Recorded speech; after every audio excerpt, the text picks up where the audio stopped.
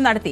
T G Sajith വിവരങ്ങളുമായി. സജിത്ത്, ഏതാണ്ട് 24 മണിക്കൂർ അടുക്കാൻ പോവുകയാണ് ആക്രമണം നടന്നിട്ട്. രാജ്യത്തിന്റെ മുഴുവൻ കണ്ണീരായി മാറിയ, രാജ്യത്തെ മുഴുവൻ ഞെട്ടിച്ച ആ ആക്രമണം നടന്നിട്ട് ഈ 24 മണിക്കൂർ പിന്നിടുമ്പോഴേക്കും ഏതൊക്കെ തരത്തിലാണ് ചർച്ചകൾ പുരോഗമിക്കുന്നത്, എന്തൊക്കെയാണ് സംഭവിക്കുന്നത്? ശ്രീജ, 24 മണിക്കൂറിനുള്ളിൽ ഇതാരാണ് ഈ തീവ്രവാദികൾ, അവരുടെ ഇടപെടൽ നീക്കങ്ങൾ എന്തായിരുന്നു എന്നത് സംബന്ധിച്ച കൃത്യമായ സൂചനകളിലേക്ക് എത്തുകയാണ്.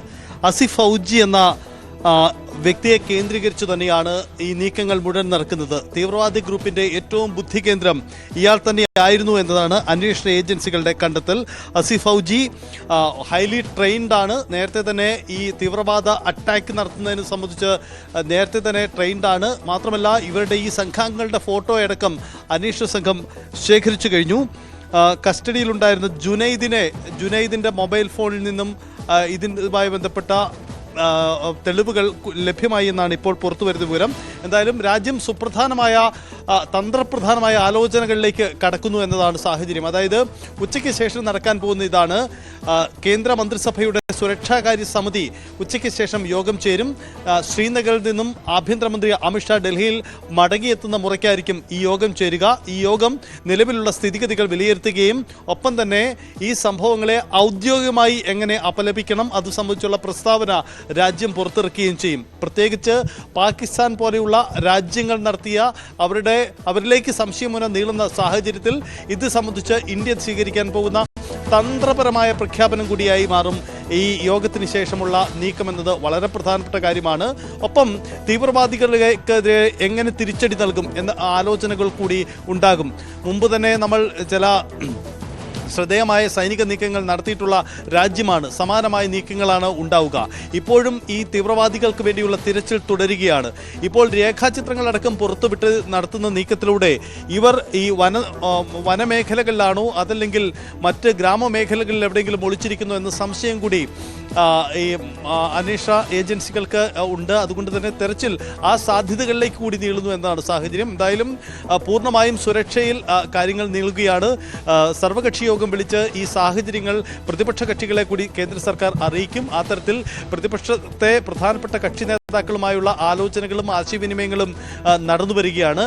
വൈകിട്ട് ചേരാൻ പോകുന്ന സുരക്ഷാകാര്യ സമിതി യോഗം അതീവ പ്രധാനപ്പെട്ട യോഗമാണ്.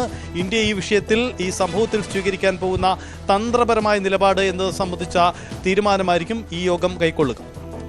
അതേസമയം ഇന്ന് നമുക്ക് ലഭിക്കുന്ന വിവരങ്ങളനുസരിച്ച് രാജ്യം സർവ്വസജ്ജമായി തന്നെയാണ് ഇനിയുള്ള ദിവസങ്ങളെ നേരിടാൻ പോകുന്നത്. ബാരാമുള്ളയിലൊക്കെ ഒരു പ്രകോപനം പാകിസ്ഥാന്റെ ഭാഗത്തു നിന്നുണ്ടായി, അതിന് കൃത്യമായ തിരിച്ചടി നൽകുകയും ചെയ്തു.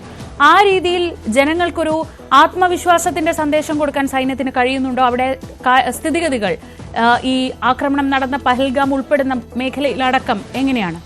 ശ്രീജ, അത് വളരെ പ്രധാനപ്പെട്ട കാര്യം കൂടിയാണ്. കാരണം ഈ ഒരേ സമയം വിനോദസഞ്ചാരികൾ വന്നു പോകുന്ന പൊതുവിടങ്ങളിൽ ഇത്തരമൊരു അറ്റാക്ക് നടത്തിയതിലൂടെ ഈ തീവ്രവാദികൾ ലക്ഷ്യമിട്ടത് എന്താണ്, അല്ലെങ്കിൽ രാജ്യത്തിന് എന്ത് തരത്തിലുള്ള ഒരു മുന്നറിയിപ്പ് നൽകാനാണ്, എന്ത് തരത്തിലുള്ള തീവ്രവാദി നീക്കത്തിനാണ് ഇവർ ലക്ഷ്യമിട്ടത് എന്നത് സാഗൂതം വീക്ഷിക്കുകയാണ്. ഇതിനിടയിലാണ് ഈ അതിർത്തി മേഖലയിൽ ഉണ്ടായ അനിഷ്ട സംഭവങ്ങൾ. അവിടെ ഉണ്ടായ വെടിവെപ്പ്, അവിടെ സൈന്യം തിരിച്ചടിച്ചു, 2 തീവ്രവാദികളെ വെടിവെച്ച് കൊന്നു.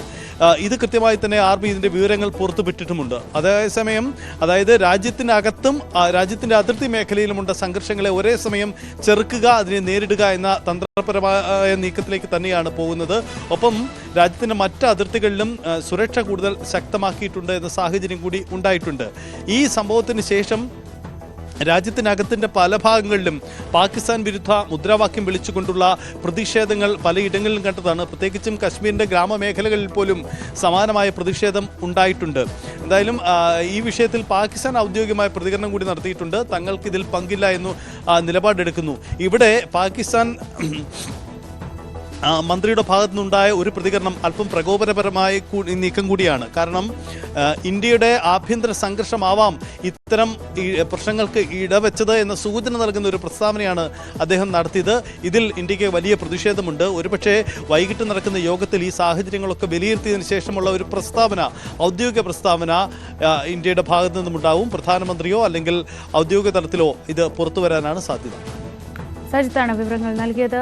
ന്യൂസ് ഡെസ്കിൽ നിന്ന് 24 മണിക്കൂർ 1:30 ഇന്നലെ ഉച്ചയ്ക്ക് ശാന്തമായ പഹൽഗാമിൽ ഇങ്ങനൊരു അതിക്രൂരമായ ഹീനമായ ആക്രമണം ഉണ്ടാവുന്നത്. 28 പേരാണ് കൊല്ലപ്പെട്ടത്. അതിൽ ഒരു സ്ത്രീയും ബാക്കി 27 പേർ പുരുഷന്മാരുമാണ്. മലയാളിയായ എൻ രാമചന്ദ്രൻ ഉൾപ്പെടെയുള്ള 28 പേരുടെ ജീവനെടുത്ത ആ സംഘത്തിന്റെ ദൃശ്യങ്ങൾ ഇപ്പോൾ പുറത്തു വരുന്നു. ഈ 4 ഭീകരരുടെ ഫോട്ടോകൾ ഇതിനിടെ പോലീസിന്റെ ഭാഗത്തു നിന്ന് തന്നെയാണ് പുറത്തു വരുന്നത്.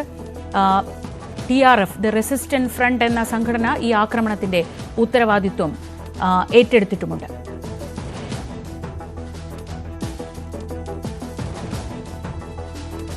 സജിത്ത് തുടരുന്നുണ്ട്. സജിത്ത്, ഈ റെസിസ്റ്റന്റ് ഫ്രണ്ട് ഉത്തരവാദിത്വം ഏറ്റെടുക്കുമ്പോഴാണ് കൃത്യമായി ഇതിന്റെ വേരുകൾ എങ്ങോട്ടാണ് നീളുന്നത്. ഇതങ്ങനെ വളരെ എളുപ്പത്തിൽ സാധ്യമാകുന്ന ഒന്നല്ല.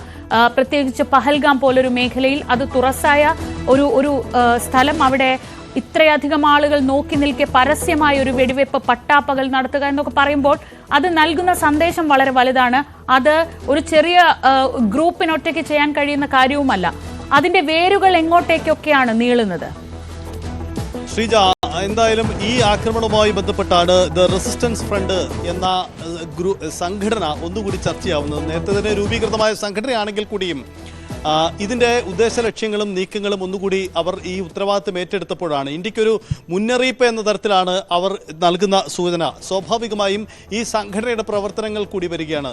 ഇതിന്റെ വേരുകൾ പരിശോധിക്കുമ്പോൾ പാകിസ്ഥാനിലേക്ക് തന്നെയാണ് ചെല്ലുന്നത്. പാകിസ്ഥാനിലെ തീവ്രവാദി ഗ്രൂപ്പുകളാണ് ഇവർക്ക് ഫണ്ട് ചെയ്യുന്നത്, ഇവർക്ക് എല്ലാ സഹായങ്ങളും നൽകുന്നത് എന്നതാണ് പ്രധാനപ്പെട്ട കാര്യം. 2019 ഏറ്റവും പ്രധാനപ്പെട്ട തീരുമാനം, കശ്മീരിന് പ്രത്യേക അധികാരം എടുത്തു കളഞ്ഞുകൊണ്ടുള്ള തീരുമാനമുണ്ടാവുന്നത്.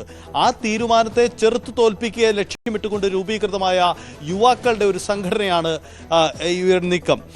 പ്രധാനമായും ഒരു പ്രതിരോധം എന്ന ലക്ഷ്യത്തിൽ കൊണ്ടാണ് ഈ സംഘടന പ്രവർത്തിക്കുന്നത് തന്നെ. അതുകൊണ്ട് സമാനമായ നീക്കങ്ങൾ മുമ്പും പലയിടങ്ങളിലും ഉണ്ടായിട്ടുണ്ട്. പക്ഷേ ഇത്ര സംഘടിതമായ, ഇത്ര വലിയ ഒരു ആക്രമണം ഇതാദ്യമാണ് ഉണ്ടാവുന്നത് എന്ന സാഹചര്യം കൂടിയുണ്ട്. അതായത് കശ്മീരിൻ്റെ സാഹചര്യം നമുക്കറിയാം. പ്രത്യേക അധികാരം എടുത്തു കളഞ്ഞതിന് ശേഷം കേന്ദ്ര സർക്കാരിൻ്റെ നേരിട്ടുള്ള നിയന്ത്രണത്തിലായിരുന്നു ആ സംസ്ഥാനം. അതിനുശേഷം അവിടെ തെരഞ്ഞെടുപ്പ് നടത്തി. പൂർണ്ണാർത്ഥത്തിൽ അല്ലെങ്കിൽ കൂടിയും ഒരു സംസ്ഥാനത്തിൻ്റെ അധികാരം തിരികെ കിട്ടി. അവിടെ തെരഞ്ഞെടുപ്പ് നടത്തി മുന്നോട്ട് പോവുകയാണ്. ഇതിനിടയിലാണ് ഈ ആക്രമണ സംഭവം അവിടെ ഉണ്ടായത് എന്നതാണ് സാഹചര്യം. അതായത് കശ്മീരിലെ തെരഞ്ഞെടുപ്പ് കഴിഞ്ഞ് ഏറെ മാസങ്ങളൊന്നും പിന്നിടുന്നതിന് മുമ്പാണ് ഈ ആക്രമണ സംഭവം, ഇത്ര വലിയൊരു വെടിവെപ്പ് അവിടെ ഭീകരവാദി ആക്രമണം ഉണ്ടാവുന്നത് എന്ന സാഹചര്യം കൂടിയുണ്ട്. സ്വാഭാവികമായും ഇതിൻ്റെ തുടർ ചർച്ചകൾ ഇതെല്ലാം കൂട്ടി വായിക്കപ്പെടും എന്ന സാഹചര്യം കൂടിയുണ്ട്. എന്തായാലും കാശ്മീർ വാലിയിൽ സമാധാനം തിരികെ വരുന്നതിനിടയിലാണ് ഈ ആക്രമണം ഉണ്ടാവുന്നത് എന്നുകൊണ്ട് തന്നെ അവിടുത്തെ ജനങ്ങൾ ഒന്നടങ്കം ഈ ഭീകരവാദ നീക്കങ്ങളെ ചെറുക്കുകയാണ്. ഇതിനകം വന്ന റിപ്പോർട്ടുകൾ നൽകുന്ന സൂചനകൾ എങ്ങനെയാണ്? മുൻകാലങ്ങളിൽ ഒന്നും ഉണ്ടാവാത്ത തരത്തിൽ ആ പ്രദേശത്തെ ജനങ്ങൾ ഒറ്റക്കെട്ടായി ഈ ഭീകരവാദ നീക്കത്തെ തള്ളിക്കളയുന്നു എന്നതാണ്. അതിൽ അവരാരും ആഗ്രഹിക്കുന്നതല്ല ഇത്തരം നീക്കങ്ങൾ. അവിടെ സമാധാനമാണ് ആവശ്യം എന്നു മാത്രമല്ല, വിനോദസഞ്ചാര മേഖലയാണ്. ഏറ്റവും നല്ല ഒരു സീസൺ കടന്നു വരുന്നതിനിടയിലാണ് ഈ ആക്രമണ സംഭവം, ഈ ഭീകരവാദി സംഭവം ഉണ്ടാവുന്നത്.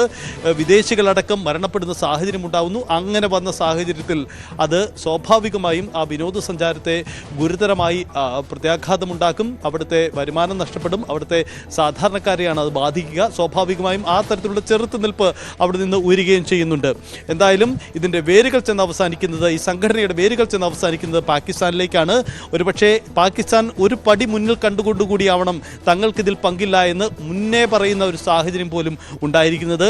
പാകിസ്ഥാൻ വിദേശകാര്യ മന്ത്രാലയത്തിൻ്റെ വിശദീകരണം ഇങ്ങനെയാണ് വരുന്നത്: നിരവധി മീഡിയ റിപ്പോർട്ടുകൾ പാകിസ്ഥാന്റെ പങ്ക് സംബന്ധിച്ച സംശയങ്ങൾ പ്രകടിപ്പിക്കുന്നു. അതുകൊണ്ട് ഞങ്ങൾ വിശദീകരിക്കുന്നത് ഇങ്ങനെയാണ്: ഞങ്ങൾക്കതിൽ പങ്കില്ല. അവിടെ നടന്ന അക്രമ സംഭവത്തെ ഞങ്ങൾ തള്ളിക്കളയുന്നു, അതിനെ ഞങ്ങൾ അപലപിക്കുന്നു എന്ന നിലപാടാണ് അവർ സ്വീകരിച്ചിരിക്കുന്നത്. പക്ഷേ സ്വാഭാവികമായും സംശയങ്ങൾ അങ്ങനെ ഉണ്ടാവുകയാണ് ചെയ്യുന്നത്. എന്തായാലും തെളിവ് ശേഖരണമാണ് മുഖ്യം. ഈ അക്രമകാരികളുടെ, ഈ കലാപകാരികളുടെ, ഇപ്പോൾ ഈ തീവ്രവാദികളുടെ നീക്കങ്ങൾ എന്തായിരുന്നു, അവരുടെ ഉദ്ദേശം എന്തായിരുന്നു, അവരുടെ ആസൂത്രണ നീക്കങ്ങൾ എന്തൊക്കെയായിരുന്നു, ഇത് സംബന്ധിച്ച തെളിവുകൾ ശേഖരിച്ചായിരിക്കും ഇന്ത്യയുടെ നീക്കം. അതൊരു പക്ഷേ ഒരു നയതന്ത്ര നീക്കത്തിൻ്റെ കൂടി ഭാഗമായിട്ടായിരിക്കും. അതീവ ഉന്നത തലത്തിൽ, അതീവ ജാഗ്രതയോടെ, അതീവ രഹസ്യമായി നടക്കുന്ന നീക്കങ്ങൾ ഇന്ന് ആരംഭിച്ചു കഴിഞ്ഞു. ഇന്ന് ഉച്ചയ്ക്ക് ശേഷം വൈകിട്ടോടെ ചേരുന്ന സുരക്ഷാ സമിതി യോഗത്തിൽ, സുരക്ഷാ കൗൺസിൽ യോഗത്തിൽ ഇത് സംബന്ധിച്ച നീക്കങ്ങൾ പ്രതീക്ഷിക്കാം നമുക്ക്. ഏറ്റവും ശ്രദ്ധേയമായത്, ഇപ്പോൾ നമുക്ക് ആഗോളതലത്തിൽ ഇന്ത്യക്ക് കിട്ടുന്ന പിന്തുണ വളരെ ശ്രദ്ധേയമാണ്. അതിന് കാരണമാകുന്നത് ഈ ആക്രമണത്തിന് ഈ ഭീകര സംഘടനകൾ തെരഞ്ഞെടുത്ത സമയമാണ്. American vice president JD Vance ഇന്ത്യയിലുണ്ട്. സൗദിയിലേക്ക് പ്രധാനമന്ത്രി നരേന്ദ്രമോദി സന്ദർശനത്തിന് പോയിരിക്കുന്നു. അങ്ങനെ ഒരു സമയം തന്നെ തെരഞ്ഞെടുത്ത ഒരു ആഗോള ശ്രദ്ധ ഇതിലേക്ക് കൊണ്ടുവരിക എന്നൊരു ലക്ഷ്യം, പ്രത്യേകിച്ച് വിനോദസഞ്ചാരികളെ ആക്രമിക്കുന്നു. അതും ബോംബ് വെച്ചല്ല, ഗൺ പോയിന്റ് ബ്ലാങ്കിൽ നിർത്തി നിങ്ങൾ ആരാണ്, നിങ്ങളുടെ പേരെന്താണ്, നിങ്ങളുടെ ഐഡന്റിറ്റി എന്താണെന്ന് ചോദിച്ച് വെടിവെക്കുന്ന തരത്തിലേക്കൊക്കെ ക്രൂരമായ ഒരു ആക്രമണം നടത്തുമ്പോൾ അതിന് എത്രത്തോളം അന്താരാഷ്ട്ര ശ്രദ്ധ കിട്ടിയിട്ടുണ്ട്, അത്